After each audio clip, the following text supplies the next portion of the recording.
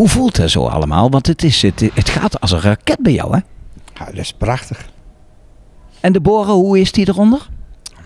Die vinden het wat te veel worden soms. Hè? Daarom is het er nou even niet. Was er net ook bij het optreden?